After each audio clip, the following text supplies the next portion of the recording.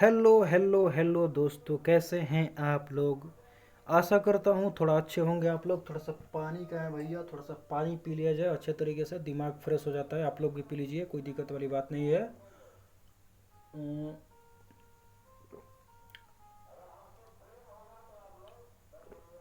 तो चलिए भैया, मेरे आसपास प्रवचन भी हो रहा है, तो प्रवचन नहीं, ये थोड़ा सा वचन सुन लेते हैं मेरा। तो आज हम पढ़ने वाले हैं धार्मिक स्वतंत्रता। और पहले से जो पढ़ते आ रहे हैं यहाँ पर, बिल्कुल यहाँ पर अच्छे तरीके से ध्यान देकर पढ़िएगा यहाँ पर कि धार्मिक स्वतंत्रता क्या है यहाँ पर। और पहले से हम लोग कवर करते आ रहे हैं पूरी तरीके से, बेसिक से यहाँ पर पॉलिटिक कवर कर रहे हैं। जिसको पॉलिटिक का पी भी नहीं आता है, कॉन्स्टिट्यूशन का सी भी नहीं आता है, उसको हम कवर करने की कोशिश कर रहे हैं अच्छे तरीके से, ताकि वो कवर कर पाए भाई। तो यहाँ पर धार्मिक स्वतंत्रता का अधिकार के बारे में यहाँ पर बात करेंगे कि ये अधिकार है क्या, कब से कहाँ तक है। तो आपका 25, 26, 27, 28 है। तो आपका 25, 26, 27, 28 पर धार्मिक स्वतंत्रता है। अब आर्टिकल 25 से शुरुआत करते हैं। आर्टिकल 25 क्या कहता है? प्रत्येक व्यक्ति को अंतःकरण करने की स्वतंत्रता और किसी व्यक्ति को मनमाने आचरण करने की और प्रचार प्रसार करने की स्वतंत्रता होगी, और ये सभी व्यक्तियों को प्राप्त है। अब यहाँ पर एक शब्द आता है अंतःकरण, दूसरा शब्द आता है आचरण करना, और एक और शब्द आता है प्रचार प्रसार करना। ओके जी। अंतःकरण का मतलब क्या होता है? अंतःकरण का मतलब होता है मैं जो कुछ भी चाहूँ ना धर्म, वो सारा का सारा मैं स्वीकार कर सकता हूँ। और हो सकता है मैं इसमें ना स्वीकार करना भी शामिल है, यानी कि मैं अगर किसी धर्म को नहीं चाहता स्वीकार करना, तो मैं धर्म को स्वीकार नहीं करूँगा। ये मेरे अंतःकरण की स्वतंत्रता है। तो अंतःकरण का मतलब ये हुआ। अब मैं किसी धर्म को मैंने स्वीकार कर लिया है, तो आचरण में उतारूंगा, यानी कि व्यवहारिक प्रयोग करूंगा, यानी कि मंदिर में जाकर पूजा पाठ करने की मेरी स्वतंत्रता है। और साथ ही साथ प्रचार प्रसार करने की भी स्वतंत्रता है पूरी तरीके से। यहाँ पर कोई घबराने वाली बात ही नहीं है यहाँ पर। तो प्रचार प्रसार यहाँ पर कर सकता हूँ। अब यहाँ पर देखिए, अगली बात है यहाँ पर कि हिंदू, जो यहाँ पर हिंदू धार्मिक संस्थाओं को सभी वर्गों के लिए खोला जाएगा, और सिखों को कृपाण रखने का अधिकार होगा। यहाँ पर पंचकक्का का आपने सुना होगा ना, पंचकक्का वाली कुछ बातें, कि सिख में पंचकक्का बहुत प्रसिद्ध है। तो पंचकक्का में एक कृपाण आता है, तो कृपाण रखने का अधिकार होगा, क्योंकि वो धार्मिक स्वतंत्रता से जुड़ी हुई मुद्दा है।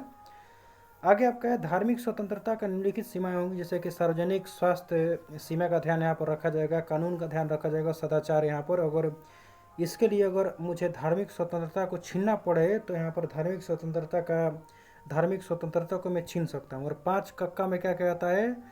केस आता है, कंघा आता है, कड़ा आता है, और कच्छा आता है, और कृपाण आता है भैया। तो ये सारे कक्का में आते हैं। 5 कक्का वाला आप सुना होगा आपने, तो ये सारा का सारा आता है यहाँ पर।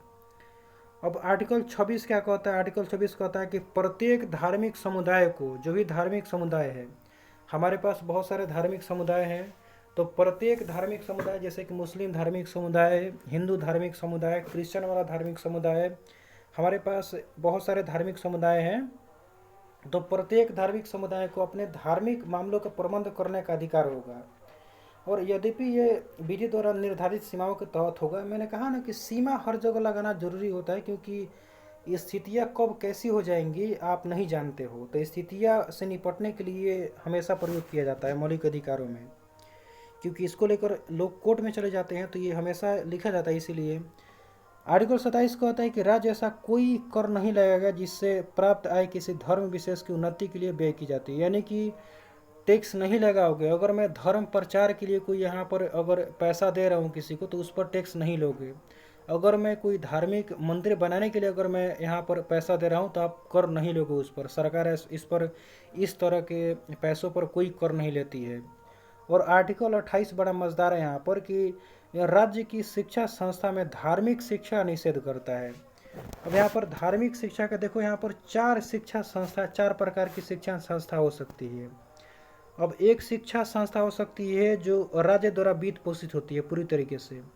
एक शिक्षा संस्था होती है जो राज्य द्वारा यहाँ पर आर्थिक सहायता प्राप्त होती है। और एक शिक्षा संस्था होती है जो यहाँ पर शपथ द्वारा यहाँ पर मान्यता प्राप्त होती है। और एक शिक्षा संस्था होती है, मतलब यहाँ पर शपथ मैंने कह दिया, यहाँ पर राज्य द्वारा मान्यता प्राप्त होती है। और एक होती है जो अन्य, जहाँ पर कोचिंग इंस्टीट्यूट आते हैं यहाँ पर। तो इस प्रकार से बांट सकते हो। पहला है राज्य यहाँ पर वित्त पोषित करती है पूरी तरीके से। दूसरा है राज्य यहाँ पर थोड़ी सी आर्थिक सहायता यहाँ पर करती है। और एक है राज्य केवल मान्यता देती है, यहाँ पर पैसा वैसा कुछ नहीं दे, यहाँ पर राज्य मान्यता केवल दे रही है। और तीसरी बात है यहाँ पर एक कोचिंग इंस्टीट्यूट है। तो यहाँ पर तो पूरी तरीके से यहाँ पर नो है भैया, यहाँ पर आप धार्मिक शिक्षा नहीं दोगे, नहीं दोगे, नहीं दोगे। यहाँ पर आप धार्मिक शिक्षा नहीं दोगे। अब यहाँ पर आर्थिक वाला कि थोड़ा सा मतलब 50 रुपये दे दिया, 100 रुपये दे दिया, यहाँ पर थोड़ा सा आर्थिक मदद कर दिया, तो यहाँ पर क्या कर सकते हो? तो यहाँ पर है कि आप दे सकते हो, बिल्कुल आप दे सकते हो, लेकिन आप स्टूडेंट को बाध्य नहीं करोगे कि आप शिक्षा लो, शिक्षा लो, शिक्षा लो। नहीं, धार्मिक शिक्षा ले भी सकता है, नहीं भी ले सकता है, बाध्य नहीं करोगे। तो यहाँ पर दे भी सकता है, लेकिन कंडीशन के साथ आप करोगे। उसके बाद एक है राज्य द्वारा मान्यता प्राप्त है। केवल मैंने आपको मान्यता दे दी है कि आप एक शिक्षा संस्थान हो, तो राज्य मान्यता प्राप्त हो सकते हैं सारे के सारे। तो यहाँ पर भी है यश, लेकिन व्यक्ति को बिल्कुल यहाँ पर बाध्य नहीं किया जाएगा। यहाँ पर भी यश है, लेकिन यहाँ पर आप कंडीशन के साथ करोगे, व्यक्ति को बाध्य नहीं करोगे, वो ले सकता है, नहीं ले सकता है। उसके बाद बहुत सारे कोचिंग इंस्टीट्यूट आते हैं, यानी कोचिंग इंस्टीट्यूट में मतलब अपना घर में हो सकता है, बहुत सारा इस प्रकार का हो सकता है। तो वहाँ पर हो सकता है, वहाँ पर बिल्कुल आप धार्मिक शिक्षा दो, कुछ भी दे सकते हो, आपका अधिकार में आता है। और वहाँ पर चाहो तो आप बाध्य भी कर सकते हो पूरी तरीके से। आप उन्हें जो मतलब आ रहे हैं आपके कोचिंग इंस्टीट्यूट में पढ़ने के लिए, तो आप उन्हें पूरी तरीके से बाध्य कर सकते हो कि आप लो, ये जो मैं बता रहा हूँ उसका आप ग्रहण करो, उसके लिए आप बाध्य कर सकते हो, पूरी तरीके से आप कर सकते हो। तो इस प्रकार से शिक्षा संस्थानों को यहाँ पर बांटा गया है। तो ये सारा का सारा कंसेप्ट यहाँ पर पूरा का पूरा क्लियर हो गया होगा आप लोगों को।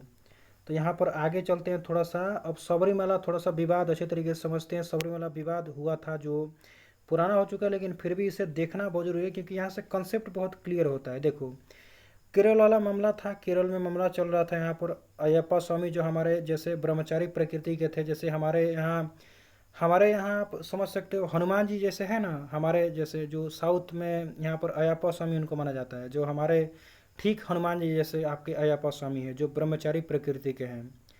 तो केरल विधानमंडल आती है। केरल विधानमंडल क्या करती है, 1965 में एक कानून पारित करती है कि जो राजस्वला महिलाएं होती है, यानी कि मतलब जो होता है ना, जो मासिक चक्र शुरू हो जाता है, इस प्रकार की जो चीज़ें, एक बायोलॉजिकल कंडीशंस आते हैं, बायोलॉजिकल मतलब परिवर्तन होते रहते हैं ये सारे के सारे। तो इस प्रकार से जब उत्पन्न होता है ये सारे की चीज़ें, तो ये सारे की सारी जब चीज़ें उत्पन्न होती है महिलाओं में ना, तो ये मंदिर में प्रवेश नहीं कर सकती हैं, क्योंकि हम ब्रह्मचारी प्रकृति के लोग हैं, तो हम आपको घुसने नहीं देंगे।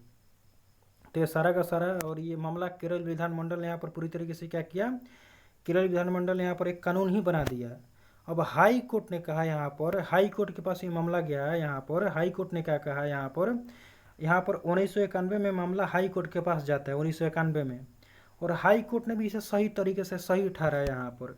और क्या कहा कि भाई प्रत्येक धार्मिक, हमने आर्टिकल 24 में क्या पढ़ा कि प्रत्येक धार्मिक समुदाय होता है, और प्रत्येक अगर धार्मिक समुदाय है, विभिन्न तरह के धार्मिक समुदाय होते हैं, हर धार्मिक समुदाय को अपने धार्मिक मामले को प्रबंध करने का अधिकार है।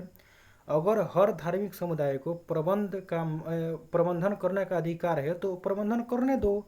अगर वो आने नहीं दे रहा है मंदिर में, तो आने मत दो, क्या दिक्कत है? तो इस आधार पर यहाँ पर हाई कोर्ट जो है, हाई कोर्ट ने सही ठहरा दिया कि भैया चलो आर्टिकल 26 के तहत मैं सही ठहराता हूँ इसे।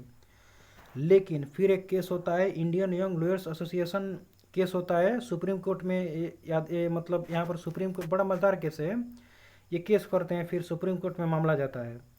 अब सुप्रीम कोर्ट में यहाँ पर चुनौती दी जाती है पूरी तरीके से। और यहाँ पर सुप्रीम कोर्ट ने 2018 में जो केरल विधानमंडल ने जो कानून पारित करी थी ना, इसको पूरी तरीके से रद्द कर दिया, और निर्धारित किया कि पुरुषों की भांति महिलाएं भी अयप्पा स्वामी में, ये हमेशा रिमेम्बर रखो, अयप्पा स्वामी में मंदिर में प्रवेश कर सकती हैं।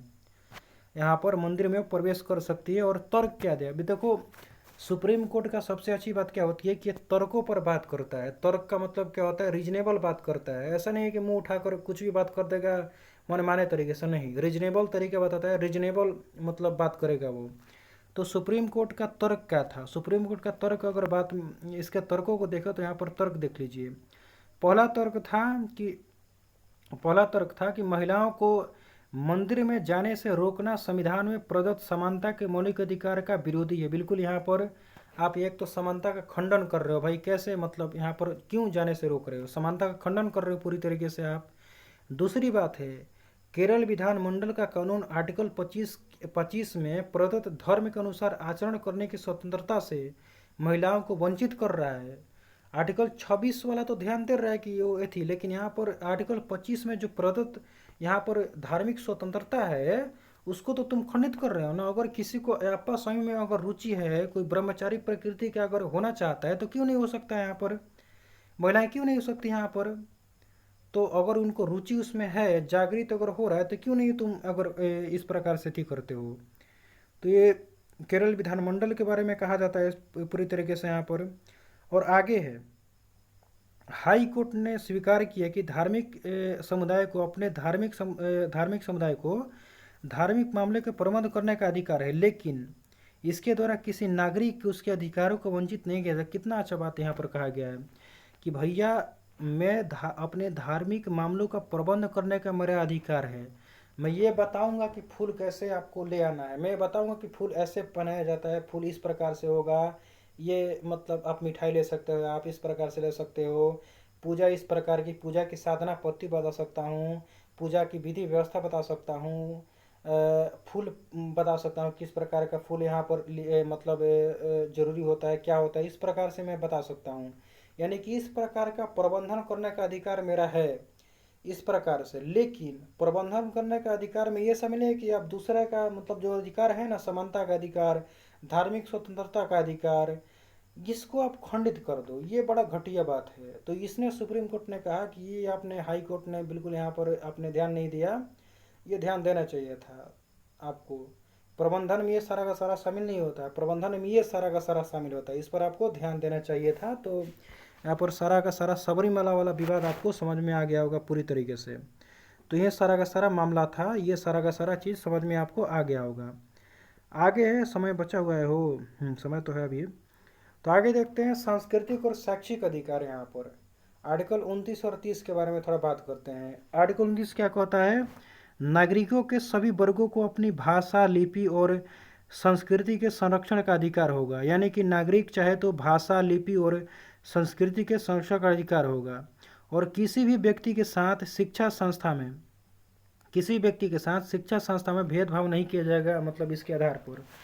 तो यहाँ पर हमने देखा कि भाषा, लिपि और संस्कृति, मतलब यहाँ पर पूरी तरीके से आप संस्कृति में अच्छा आप समझते होंगे कि संस्कृति का मतलब क्या होता है। जो हम वस्त्र विन्यास पहनते हैं, जो हमारा खान पान होता है, जो हम नृत्य करते हैं, यानी कि हमारा जीवन जीने का तरीका किस प्रकार का है, हम किस प्रकार के वस्तु को पहना करते हैं, किस प्रकार से हम चीज़ों को देखते हैं, मतलब ये सारा का सारा ऐसी है कि हम जीने का हमारा तरीका क्या है, जीवन शैली क्या है।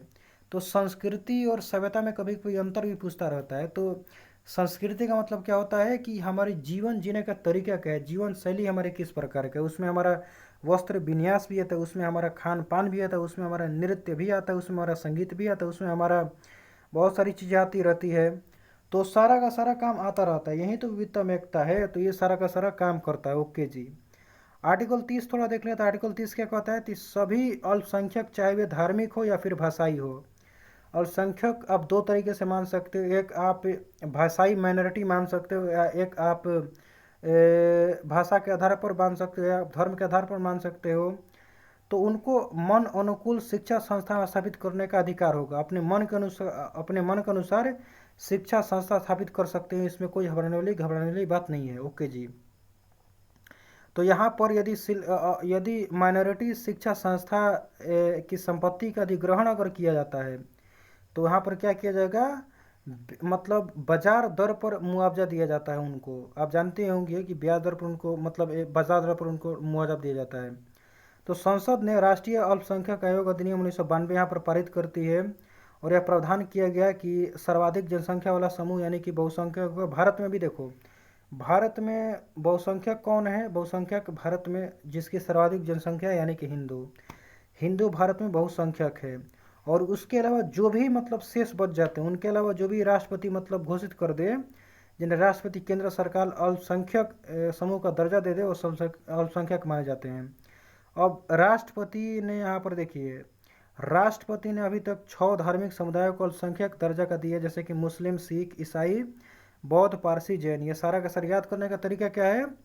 मुस्लिम, ईसाई, सिख फ्रॉम बीजेपी। यहाँ पर आप कह सकते हो कि कौन कौन से हमारे धार्मिक समुदाय हैं जिनको अल्पसंख्यक का यहाँ पर दर्जा दिया गया है, कौन कौन से यहाँ हमारे पास है। तो इसको याद करने का तरीका क्या है? मुस्लिम, ईसाई, सिख फ्रॉम बीजेपी।